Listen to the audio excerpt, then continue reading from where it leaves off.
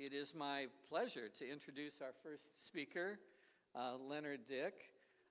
His topic is the moral, the creative, and the business, depicting terrorism in scripted television. Now, Leonard is an Emmy Award-winning television writer, producer, and showrunner who's written for several groundbreaking series, including Lost, House, The Good Wife, and Truth Be Told. He comes from Toronto, and he's written for a variety of genres, drama, sitcom, etc.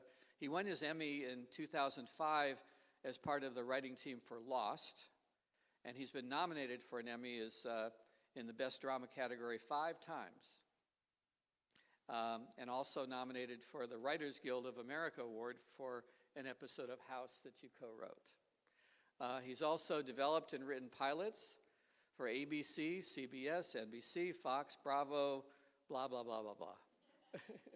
Everybody. How many does it take to write it before they accept one? And most recently, he's shifted into the world of streaming, which I think is not unusual these days, serving as a writer and executive producer on the Apple TV Plus drama series Truth Be Told, starring Octavia Spencer and Aaron Paul, and the HBO Max drama series Crime Farm. He's also getting involved in international television, doing a Netflix Arabic language show, a Polish show, and a French show. So with that, interesting topic for you today, Leonard, but we look forward to hearing from you. And thank you for joining us with Hazak. Good morning, everybody. First of all, am I speaking okay? Is this the right volume? Good level? Okay. I was going to pace. I think I'm going to stand at the podium, if that's okay, only because I hurt my knee on the weekend, so I'm trying to stay off it. So I'm simpatico with the aches and pains of the larger group. I'm thrilled to be here. I'm honored to be invited. Many of you, some of you I know, others I don't. I'm a member of VBS, been here for 26 years. Started with our oldest daughter, who my wife did the Mommy and Me program, went through the preschool, the Hebrew school. I was on the board for 5 minutes, which was an adventure. And this place is very special to us. It's a big part of our lives, and so it really is an honor for me to be here. So before I begin my remarks, I just want to make a couple of introductory comments. You know, it's interesting, the timing of this is somewhat auspicious. I think Joel reached out. I think our first correspondence was October 31st, which means it's happening after October 7th. I think if I had come on October 6th to speak to you, it might have a different tenor. But of course, since October 7th, the world is different. We're all seeing every world event through a new prism. Joel and I were just chatting about the article in the LA Times over the weekend about a controversy at Hillcrest, and how the whole article was spun. My wife and I were debating this. We're not debating, we're discussing this article about how this one article about a member being denied membership could easily be spun into a whole anti-Semitism thing. Like, it's so everything, the point is that everything post-October 7th is being spun in new ways. We're seeing things through different prisms. And so a topic like this becomes more fraught. And so I'm going to talk a little bit about that. My one qualifying comment up front is everything you're going to hear is just opinion, one person's opinion, and based on one person's experience. I'm sure you all know people who work in the entertainment industry, and if you talk to 10 different people, you'll hear 10 different opinions, 10 different experiences. So this is just one person's. And also, again, given the October 7th, post-October 7th world we're in, I will do my best not to let any of my views seep through. If I happen to say something that doesn't comport with your worldview, please do not throw a shoe at my head. I think we're mostly simpatico on the big stuff. But it is, again, we're in this interesting time, and everything is much more fraught. And so, to begin, when I was first approached about the topic of terrorism in how it's depicted in scripted television, I was trying to think of a framework to discuss it. And that's how I came up with this idea of breaking it down into the moral, the creative, and then the business of it. And so I'm going to approach the topic through each of those three headlines. And what you'll see is they are also ones of increasing difficulty. And I'll explain how and why. And a lot of it has to do with the nature of the entertainment industry, where we are in the political world, where we are in the state of the industry, and I'll get to that.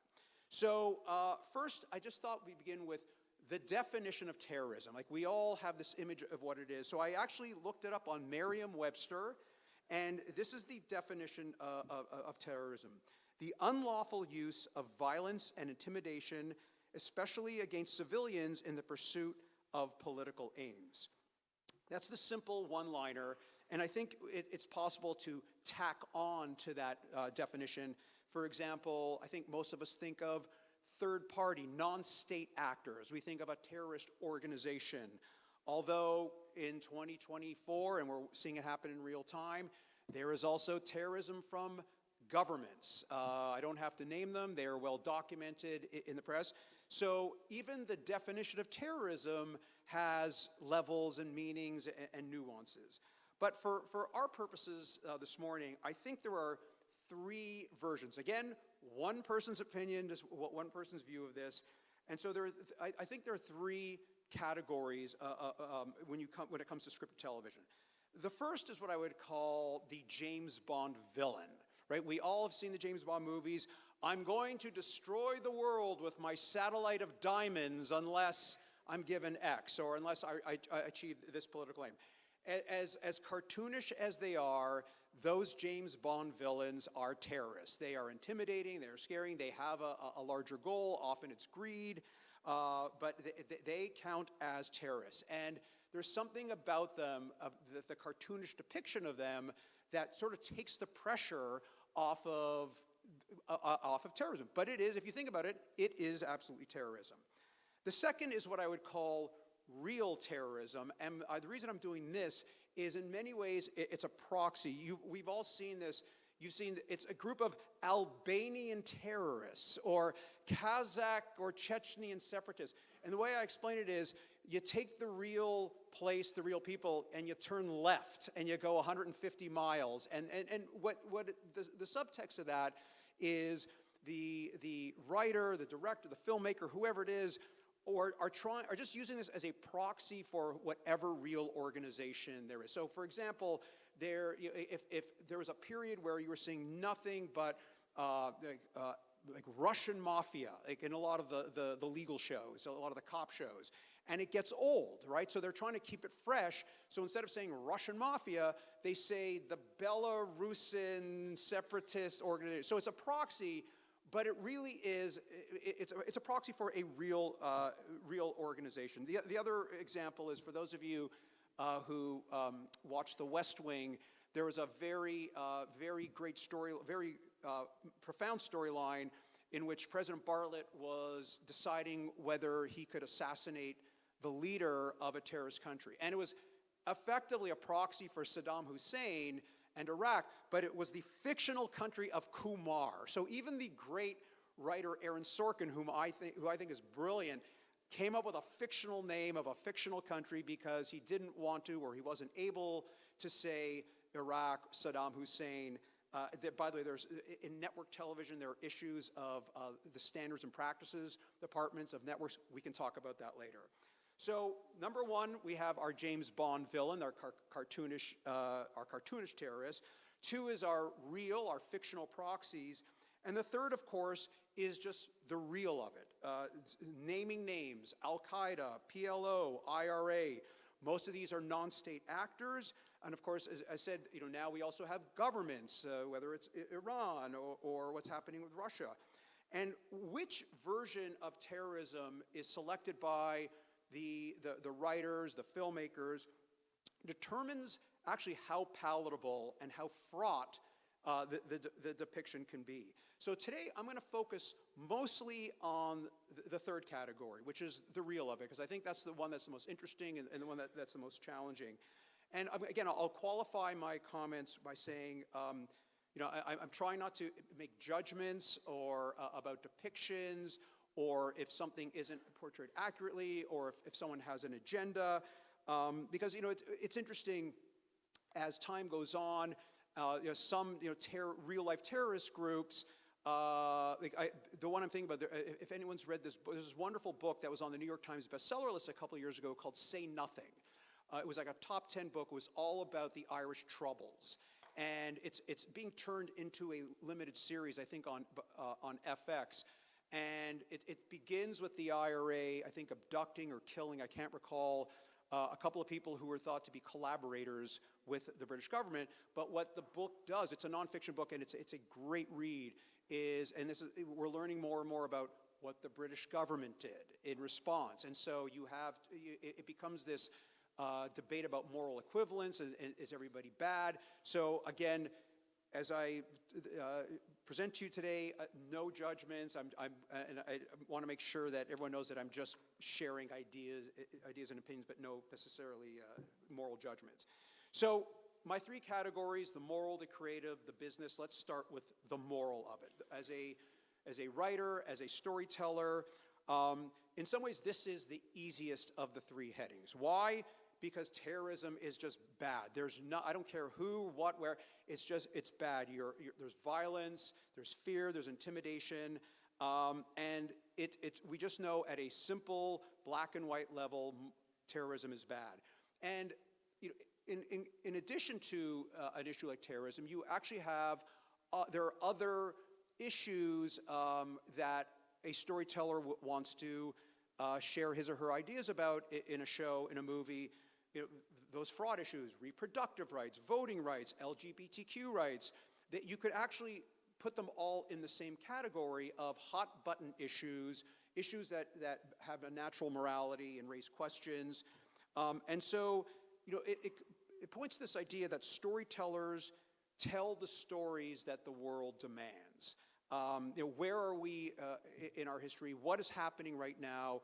I've been on shows. I'll share a couple experiences where in the moment we said, can we tell a story about X based on what's happening in the news? And I'll give you a couple examples related to terrorism. And so one of the questions that came up in the last couple of years is, how can we tell a story about COVID? We're living through a pandemic. It's awful what it's doing to us. How do we tell a story about that? But what it ultimately comes down to, in any movie, TV show, etc., it's not the issues. It ultimately comes down to the characters, particularly in an ongoing television series. If you're making a broadcast TV series, you're doing, up until recently, you were doing 22 episodes a year. So 22 episodes a year, God willing, you're running several years, 22 times 5 or times 7, or even if it's a streaming series now, because the models have changed. A streaming series might be 8 to 10 episodes, but it's going to run 3 to 4 years. If you have characters that you have to nurture and develop and keep alive for that period of time, you're finding stories for the characters. It's not so much I need to tell the story about abortion rights or I need to tell a story about terrorism. It's I need to tell a story about my character. What is happening to my character? How is he or she growing? How do they change over the course of the season, over the course of the series? So whatever you do, whatever story you're telling about a hot button issue like terrorism, it really ultimately comes down to what is happening with my characters. What are they wrestling with in their personal lives? What are they wrestling with in their professional lives? How does this challenge their worldview? And so it's easy to say we should tell stories about terrorism. And the answer is yes, we should tell stories about terrorism, but how can I make it fit into my television series? And just a few examples of stories that involving terrorism that I've loved over the years. Some of these will not surprise you. Munich, Spielberg's opus, which I thought was magnificent. The movie Argo, which was the Ben Affleck movie about the Iranian hostage situation. And I'm actually very partial to that because I'm Canadian, and the Canadians were heroes in that story, and we did not get our full credit for that. It's Hollywood, I get it. And of course, even though they are not as high profile, and some have been forgotten, are all the movies about Entebbe. And I always find Entebbe interesting. There was a movie, I think 2 years ago, called 7 Days in Entebbe, and it was a European film, an independent film about the whole Entebbe experience, and it didn't pop the way some of the other movies have. But what I always find about Entebbe, especially for this group, is that it's the most black and white. It's simple. It's clean. There's nothing. There's really no nuance to it. And for people like us, there are good guys and bad guys, and it's clear, and the good guys win. There's some loss along the way, but it was so simple and clean that it's almost like the one you hold up to. Can everything be like that? And the answer is it actually can't. And also, not only can't, just given the world we're in and the way storytellers work, also the other thing is I don't know if that's necessarily an interesting story to tell in 2024. That's a pure big picture action, good guys, bad guys, and there's no nuance. And in 2024, I think audiences are actually, whether they know it or not, are looking for stories that are a little more nuanced and have a little more texture to them. Okay, so that's the moral. The moral is the easiest part. Terrorism is bad. How do we depict it? How do we condemn it? And how do we show that it's bad? Which brings me to the second headline, which is the creative. And the way I see the creative, and when I say creative, I mean, how do you tell the story? If you're making a film, you're making a TV show, what is the best way to tell the story? And I see that there are two general approaches, two general pathways. The first is the simplest, which is just head on, terrorism is bad, you're fighting bad people. This is the staple of almost every action movie that you've seen. There's some terrorist group threatening to detonate a bomb in Times Square in Las Vegas, Big Ben, whatever it is. And then the hero, who's usually strapped with guns, and sometimes jets and whatever it is, has to go stop the bad guys. And this is the best example, of course, is the James Bond of it. Some of these are played cartoonishly, whether they know it or not. Others are played very seriously. But what's always good about those movies and those TV shows is the stakes are always high. Because one of the questions that comes up whenever you're doing any kind of TV show or movie are, what are the stakes? And that's why, to tell you a little bit about give you an inside look into the business of television, that's why you always see, particularly in network television, so many cop shows, legal shows, and medical shows. The stakes are always high. It's always life or death, or we're going to have to find who the murderer is. And so in any movie or TV show that involves terrorism, the stakes are always high because you're trying to either save lives or find the bad, in Munich, it was find the bad people who you bring justice to, because of the bad people who took lives. And so the other advantage of those stories is the head-on, where you have clear-cut bad guys. It's very simple. It's very clean. It's very easy to follow. You're following Schwarzenegger. You're following Sylvester Stallone to take on the bad guys, and you're just along for the ride. And the audience almost knows they're along for the ride. And so it almost gives the storytellers and the filmmakers license to do all the crazy things. My favorite is, I can't remember, in one of the Rambo movies, I think it was the third one, where by that point, it's interesting, the evolution of the Sylvester Stallone Rambo movies. The movie First Blood was based on a novel, and it's a really good movie and a really cool story. And by the time you get to Rambo 3, where he's like taking on the entire Afghanistan army or wherever it is, there's this great scene where he has a bullet, he's get shot, and he has to cauterize it, and so he has a hole, and he burns a hole. It's amazing, but you're not even paying attention to what the stakes of the movie are. He's going after bad guys, but you're along for the ride where he burns a hole in his abdomen to cauterize the bullet wound. And in those kinds of movies, if there are any ethical issues or any nuance, it's always kind of played at the margins, and they're subtle. One example that's from an iconic movie is the movie Failsafe, where Henry Fonda, as the president, has to decide, if Russia drops a bomb, if Russia, I think, accidentally drops, I can't even remember what it is. We actually dropped a bomb on them, so we drop a bomb on ourselves to make it even, but his wife is in New York at the time. So that's, and you never see her, but it's a decision that the president has to make. But that is something that's played at the margins. And I think the most prominent recent example of the head-on, terrorism is bad, black and white, is the show 24, starring Kiefer Sutherland. The show ran it's been off the air for, I guess, maybe 7, 8 years now. But that show ran for about 6 or 7 years. The show was really well done. I watched some of the first season. It was excellent. It won the Emmy for Best Show. It had a huge audience. And if I recall correctly, in that first season, there was pretty much no subtlety. It was terrorism is bad, and Jack Bauer, the Kiefer Sutherland character, is going to go stop the bad guys. And it was clean and black and white, and the audience lapped it up.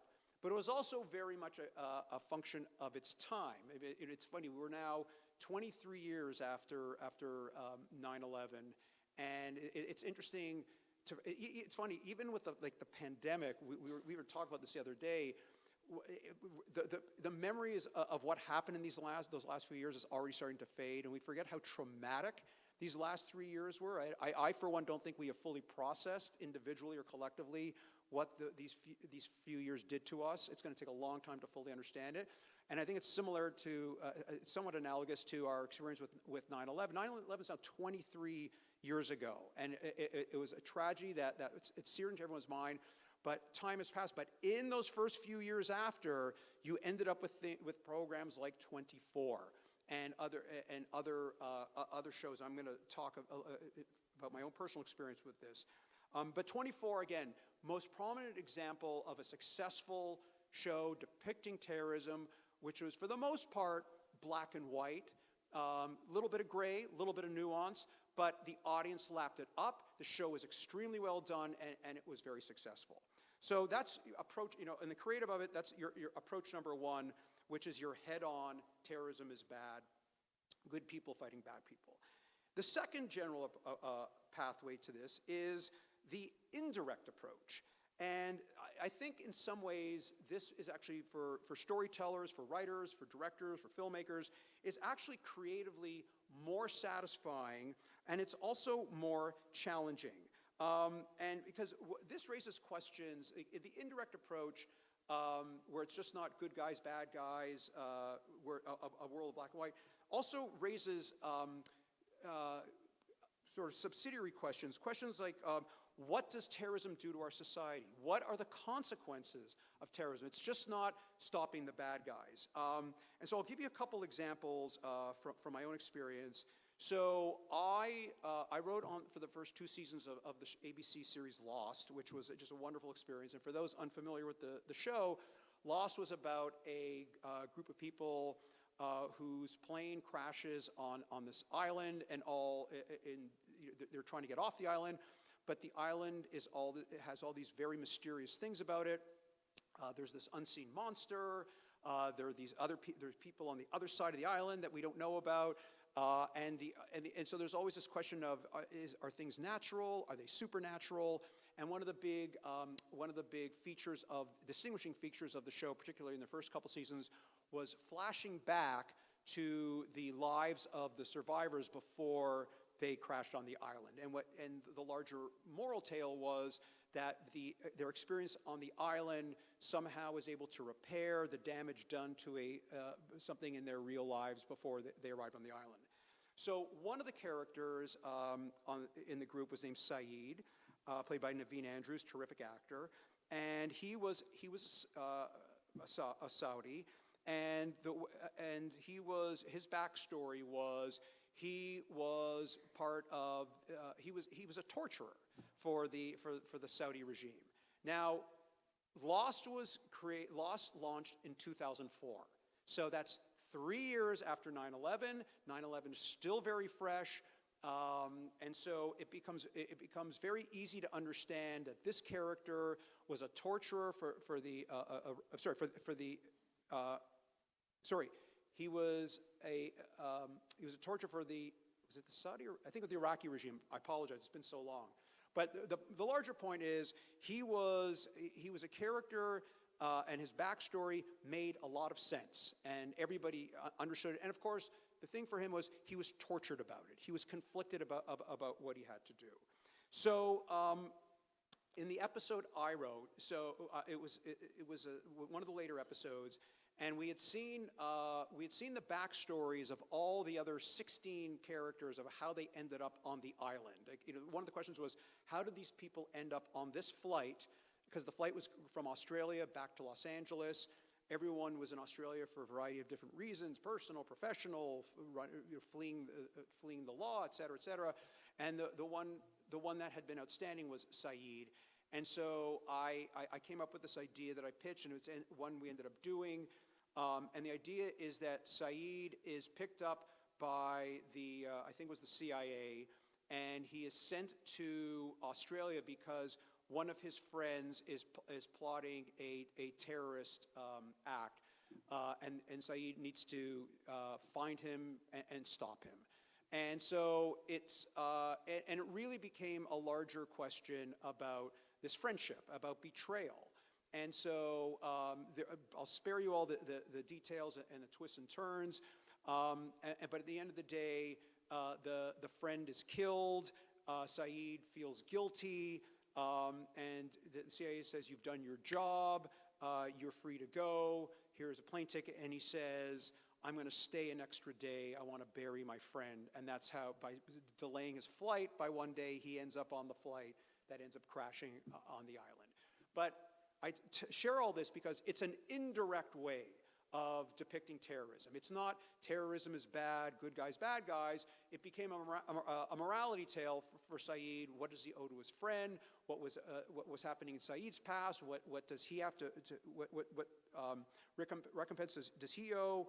And so it became that kind of indirect. It takes the pressure off of just saying terrorism is bad. So that was one way of doing this kind of indirect approach.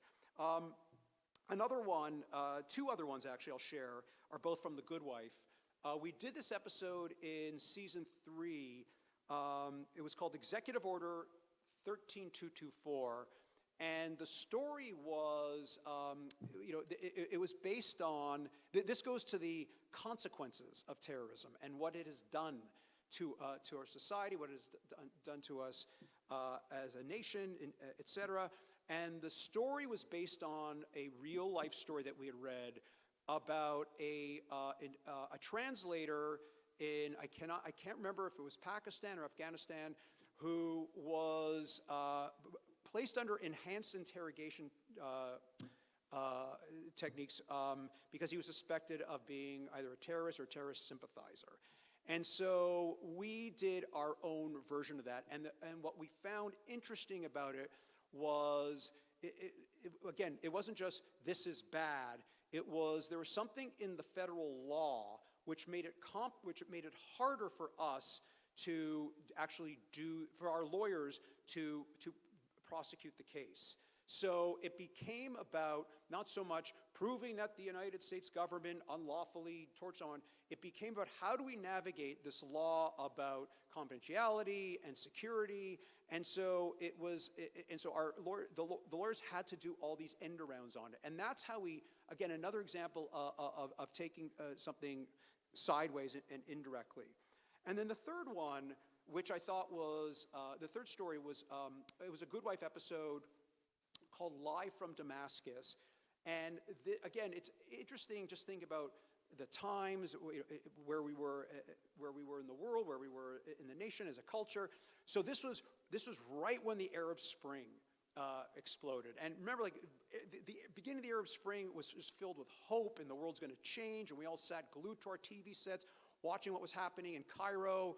And so we, at the beginning of the year, on Good Wife, I think it was season 5, we said, okay, Arab Spring, how can we tell a story about the Arab Spring? Okay, we're a law firm in Chicago. How do we, in what possible way could we tell a story that tells us what's going on in the Arab world? And we couldn't crack it. So cut to a few months later, I happened to stumble upon an article in the Washington Post about a Silicon Valley company that was selling spyware to the Syrian government. And we said, that's perfect. Now we have a domestic bad guy and which is this, and everyone is, hates big tech. And so the story became about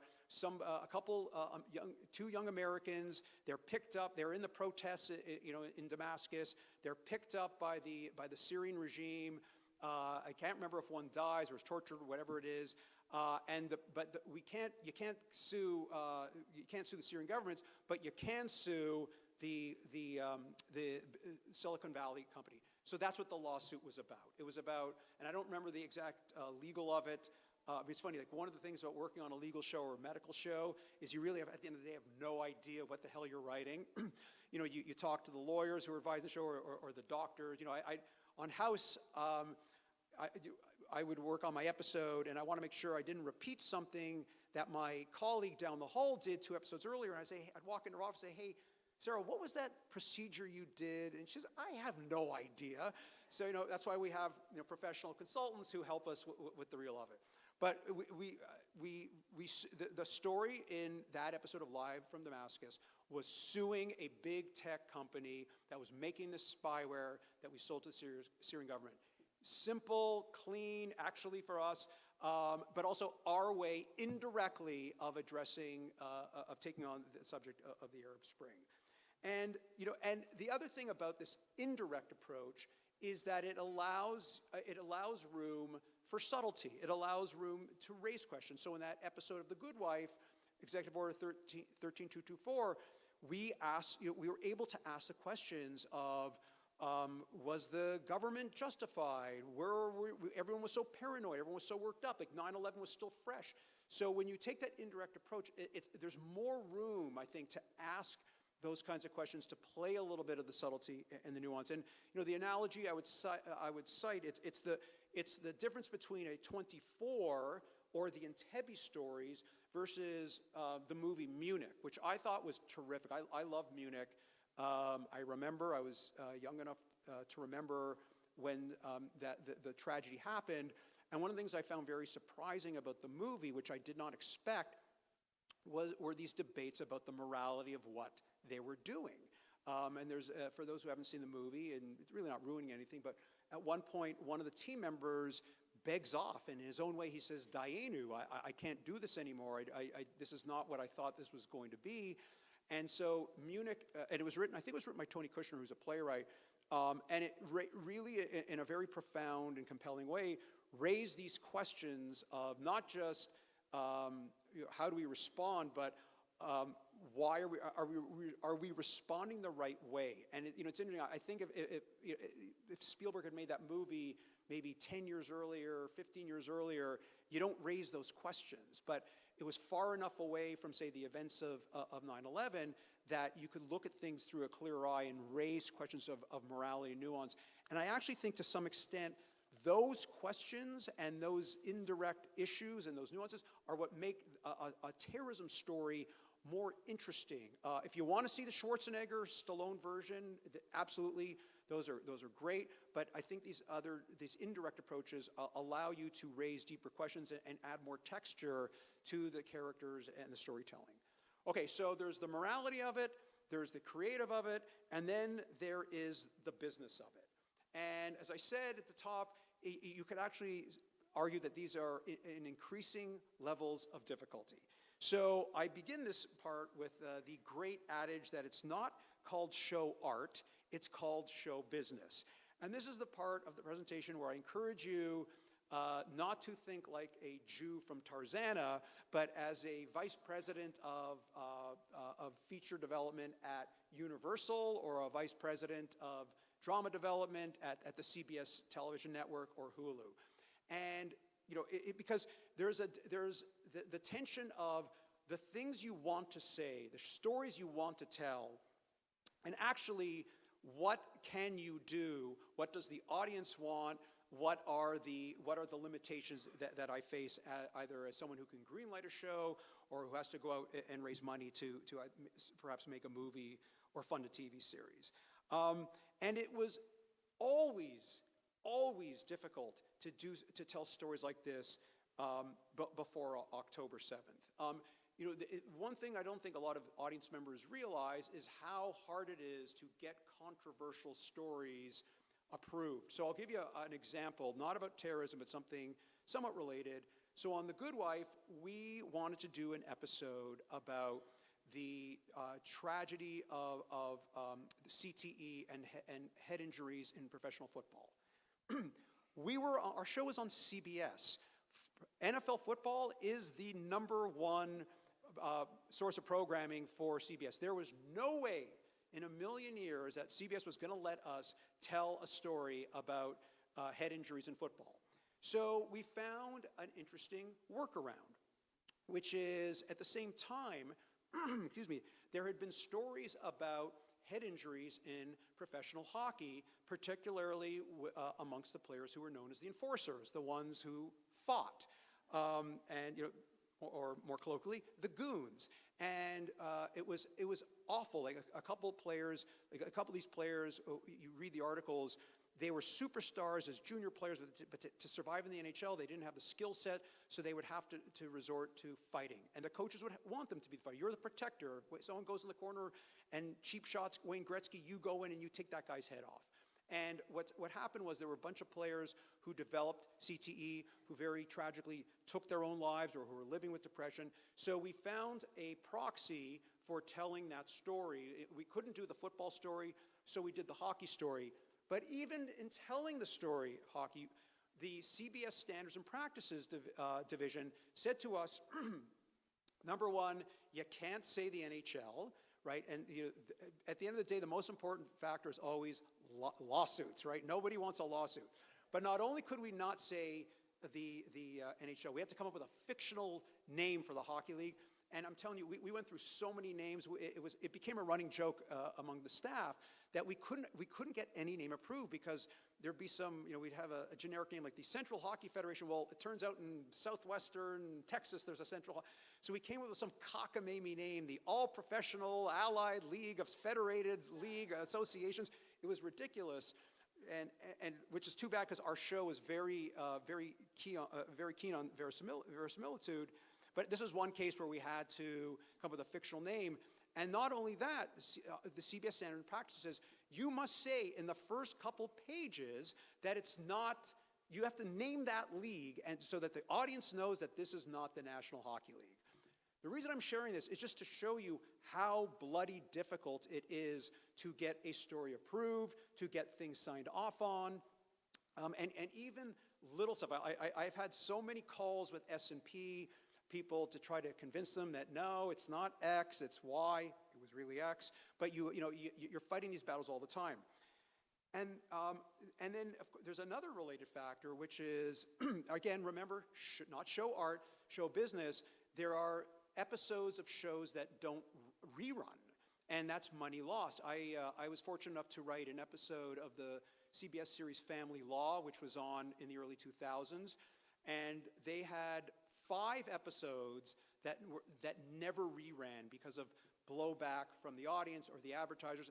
And one of the episodes was mine, the one I wrote, and it seems so quaint in 2024. The episode I wrote was called The Gay Divorcee. It was about it was based on an article I'd read, or inspired by an article I read, about a gay couple that was splitting up. They had adopted a son. The gay couple was splitting up, and the parent of record was actually going to be marrying a woman. So what happens? Okay, again, 2024. This is an issue that's been we're all familiar with. It seems so quaint, but it was controversial and it didn't rerun. And there were, as I said, there were a few other episodes of that show. That show did a great job of taking on controversial issues, but when shows don't rerun, that is money out of corporate pockets. So the reason I'm sharing this is just to show you how bloody difficult it is to do anything that is somewhat controversial, and that was before October 7th. And now, since October 7th, everything is much more fraught. Here's another business factor to consider, which is as the world moves, most of us, I think, grew up with broadcast television, and then it went from broadcast, then we added cable, and now the push is to streaming. And so, especially for the younger generation, my daughter's generation, and by the way, even us, when you think about TV, you start with Netflix or Hulu, CBS, ABC, NBC are either, if not so much an afterthought, but when you think of them, you think, okay, that's where I watch Stephen Colbert, or that's where I watch NFL football, or the Final Four. And so there's this push to streaming, and the streamers are very international. As Joel said, I've had the good fortune of working with Netflix International. I was just in their offices a couple weeks ago in Amsterdam. It's an extraordinary operation, and what they're doing, their strategy is to develop what they call local for local. So Netflix Italy is developing for the Italian market. Netflix Poland is developing for the Polish market. But some of their shows, of course, also, they make money when the shows become hits and they spread around the world. And so if your audience is now international out of the starting gate, that might create complications about what kinds of stories you tell. The most glaring example recently is Jon Stewart, the iconic Jon Stewart, Jewish guy, who had his talk, he was the host of The Daily Show for 16 years, then he just had the show on Apple, and Apple pulled the plug on the show. And Jon Stewart has said this publicly, that he thinks that has to do with his criticisms of China. So now if you're adding international to the mix, that might create other complications and limitations of what kinds of stories you could tell. So if you're trying to tell a terrorist story and you're trying to cast aspersions on a certain group of people, whether it's ethnically or religiously, whatever it is, it's going to be another factor. And then the last factor on the business side, actually the second last factor, and it's a huge one, is what does the audience want? Or perhaps more accurately, what are the executives thinking the audience wants? And the best example I can give of this is, how many COVID shows or movies have you seen? Zero. Nobody wants to watch about COVID. COVID, I can't think of an experience, maybe 9/11 for people who are older, like perhaps something like Pearl Harbor, but an experience that is seared, a trauma that is seared into everyone's experience and consciousness, like COVID. It's the whole world, 7 billion people lived COVID for 3.5 years, and we're sort of not fully out of it. And yet, no TV shows, no movies, because nobody wants to see it, or the executives think nobody wants to see it. There were one or two programs that emerged that were created during COVID, like they were like shows where everyone was on Zoom, and either no one paid attention or they didn't get any traction, but the bottom line is nobody wants to see it. And especially as our world becomes more fraught, people want, arguably, more escapist fare, lighter fare, and so that could also speak to what are we going to see in the future about depictions of terrorism. And then the last factor, actually two factors really. The first is, and again, this goes to the real world of the entertainment industry, which is, as some of you may be aware of from reading the business section of the LA Times or the New York Times, the entertainment industry has been in upheaval. It was happening before the recent strikes, but it began with the push to streaming, which begat these mega mergers, Disney buying Fox, Discovery buying Warner Brothers. There have been thousands of layoffs, people I know, people you may very well know. And then we had the strikes, and the entertainment landscape is just very unsettled. Nobody knows what's going on. You talk to anyone who's boots on the ground, nobody knows what's happening, where it's headed. The only constant I've heard, whether it's from agents or producers or executives, is they want things low budget, right? So the days of the $20 million an episode, Game of Thrones, I think you're going to see a lot less of that. They want like two people talking in a room, right?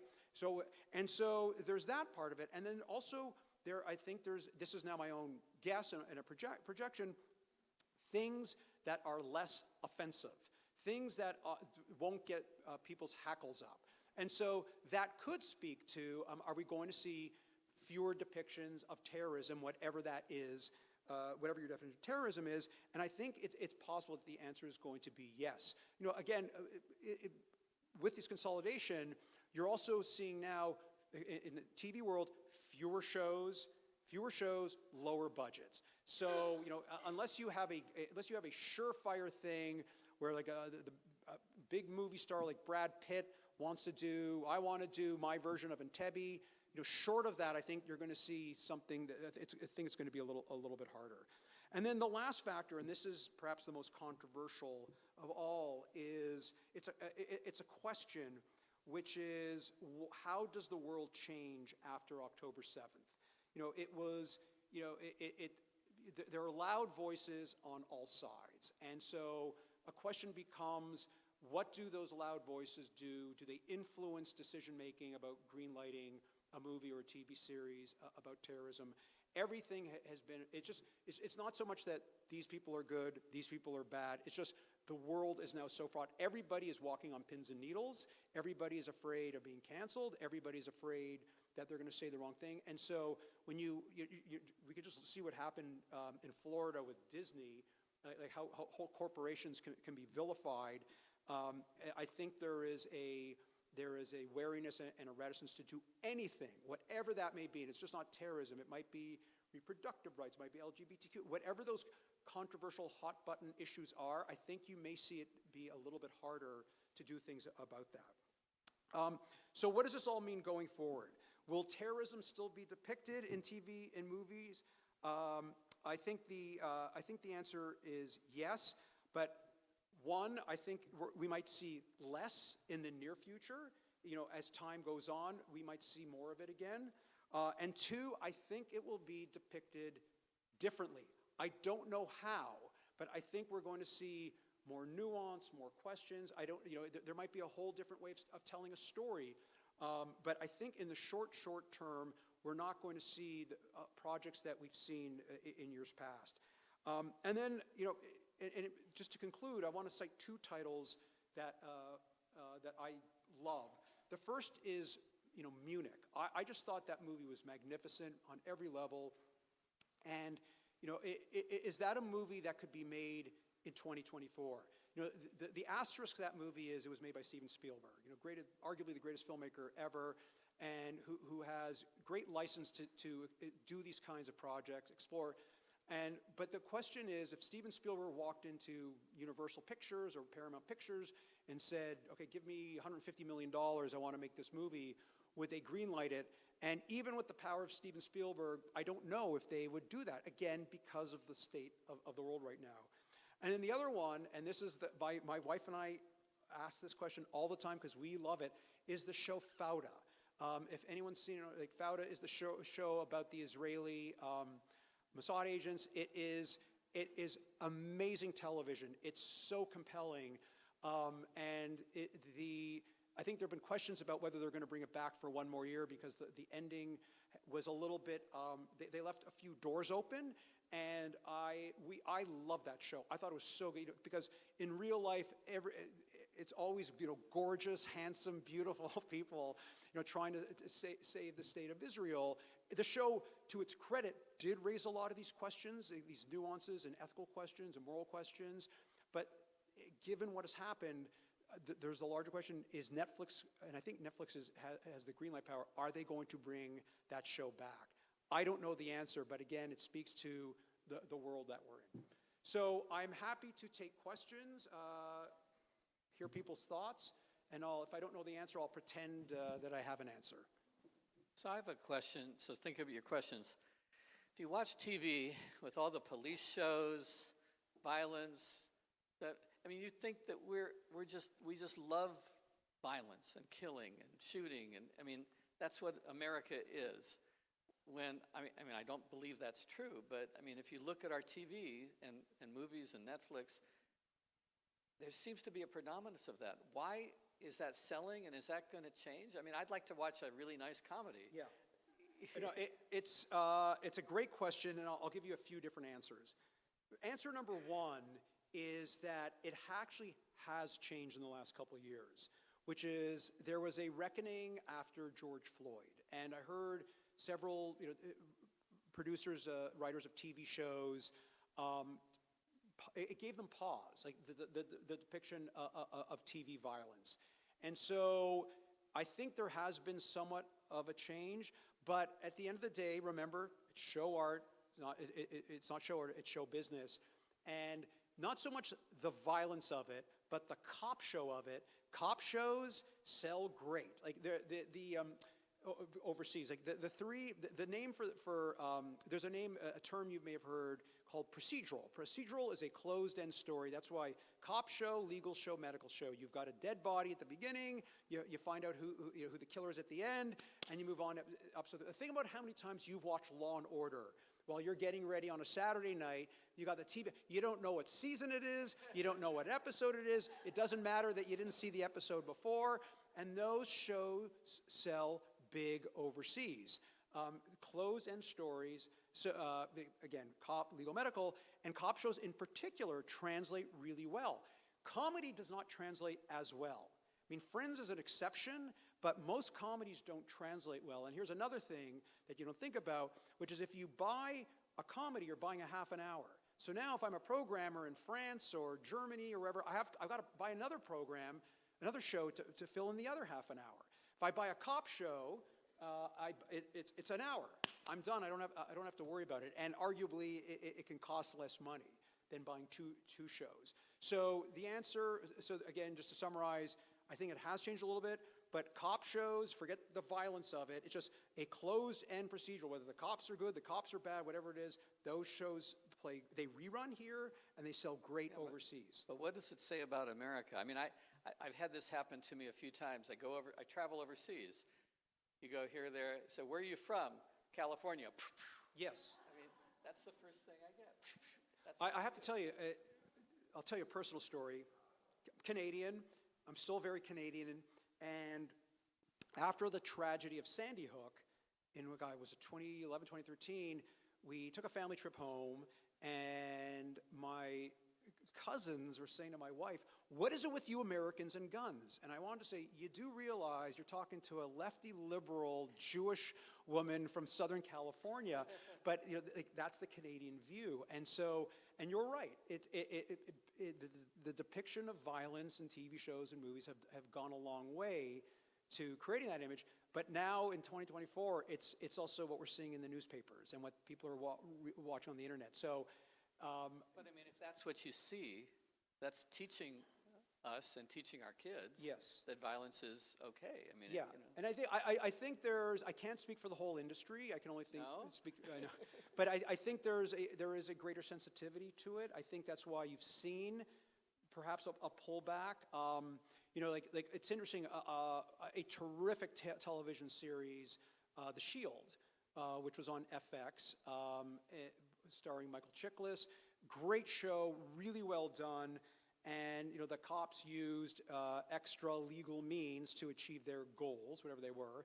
And so I wonder, I don't know the answer, I wonder if a show, to your point, if a show like that would get approved, would get greenlit in 2024, because we're in a different environment. There's a different view of the police. I mean, it's funny because the flip side of that is I find the police officers I deal with are just really nice, caring, professional, and I always say the depiction of them on television is not accurate. Like there was an accident, a car accident at my daughter's school.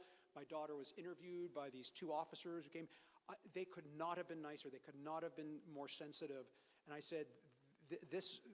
Most people aren't seeing this. These are just it doesn't really sell, about, right? That's what you're saying. It doesn't sell. We have time for maybe one or two questions at the most.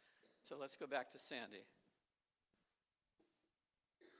Well, Joel, I think you want art to copy to life, because the life we are living is exactly what's on TV now. Yeah. And that's the sad part of it. I mean, they have stories like Blacklist, which is Blacklist with James Spader, and The American, which is, but you can't do things like the Israelis who invented and sold to somebody to open the phones to get through the locks, and then the journalist was killed because somebody was paying attention, and you can't sell things like that on TV. I mean, do you watch Slow Horses?